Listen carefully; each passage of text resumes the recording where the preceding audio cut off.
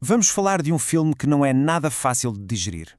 Noites de Estreia, de 1967, realizado por John Cassavetes, é um olhar profundamente complexo e desinquietante sobre uma artista em plena crise. É, na verdade, um daqueles filmes que nos agarra e nos força a questionar tudo o que estamos a ver. E a pergunta que fica logo no ar é esta mesma. O que é que se está a passar realmente com Myrtle Gordon, a nossa protagonista?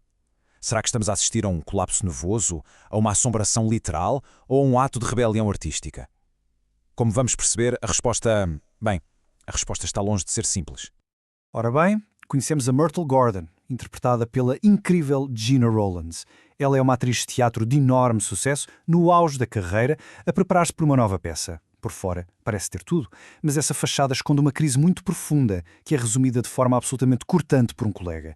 A identidade dela como profissional parece ter engolido por completo a mulher que ela é. E o que é que serve de gatilho para o colapso dela? Um evento súbito, chocante, completamente inesperado. Depois de mais uma noite de aplausos, Myrtle testemunha a morte trágica de uma jovem fã. E este momento, este trauma, transforma-se numa verdadeira obsessão, quase um fantasma que a começa a perseguir a toda a hora. E como se esta assombração não bastasse, o conflito interno dela encontra um espelho assustador precisamente no seu trabalho. A peça que ela está a ensaiar, chamada A Segunda Mulher, acaba por não ser apenas um papel. É um confronto direto com todos os seus piores medos, o envelhecimento, a perda de relevância, a própria identidade feminina.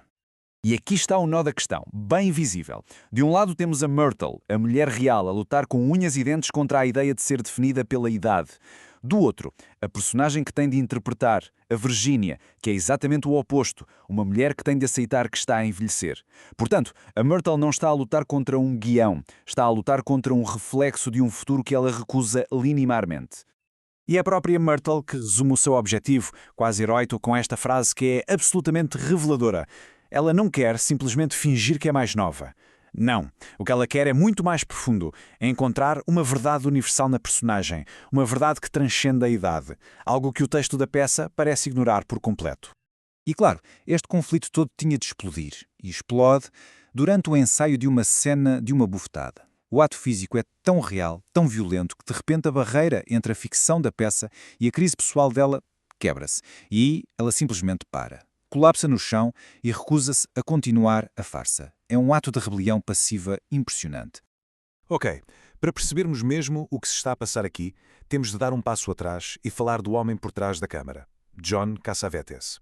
É que o seu estilo de cinema tão particular é, na verdade, a chave para decifrar a filosofia de todo o filme. Cassavetes não queria saber de histórias perfeitinhas, bem arrumadas, nada disso.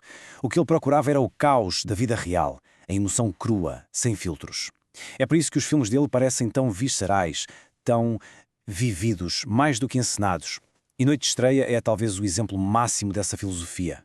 E ele usa a câmara de forma genial para nos baralhar a todos. Há uma cena em particular que é um exemplo perfeito disto. Começamos a ver uma imagem, pensamos que é a realidade e de repente percebemos que é só um reflexo num espelho. É uma metáfora visual brilhante para toda a confusão da Myrtle entre a sua vida e a sua arte. E essa crise pessoal, claro, não fica nos bastidores. Começa a transbordar, a invadir o palco de formas cada vez mais radicais. Primeiro, ela abandona o guião e começa a improvisar.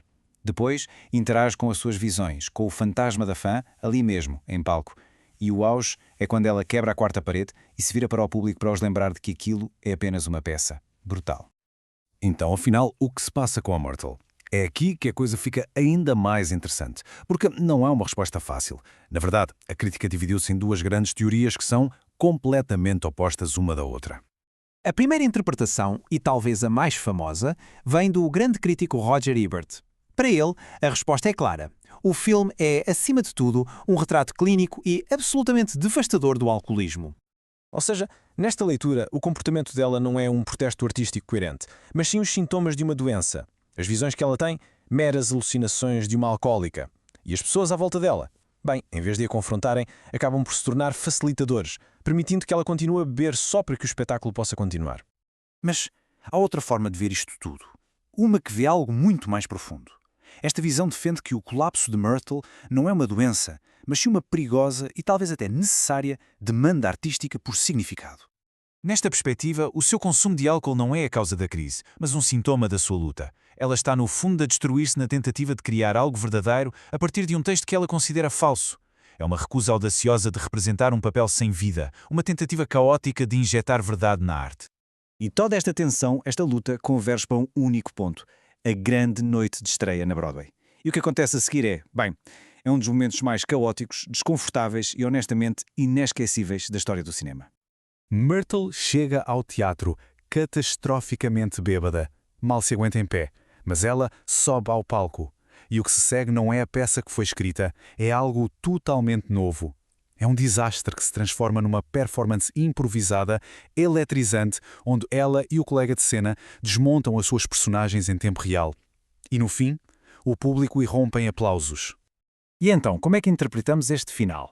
Será uma vitória pírrica, o clímax do colapso de uma alcoólica que conseguiu enganar o público por uma noite? Ou será o derradeiro trunfo artístico, o momento em que ela consegue finalmente arrastar a realidade para dentro da ficção e provar que a arte pode ser algo vivo? No final, talvez a questão não seja diagnosticar a Myrtle, mas sim experimentar a sua confusão intencional. Ela recusa-se a separar a vida da arte. E, ao fazê-lo, força todos à sua volta e a nós que estamos a ver o filme a fazer o mesmo. É uma demanda radical pela verdade que Cassavetes capturou como mais ninguém e que continua a ressoar até hoje.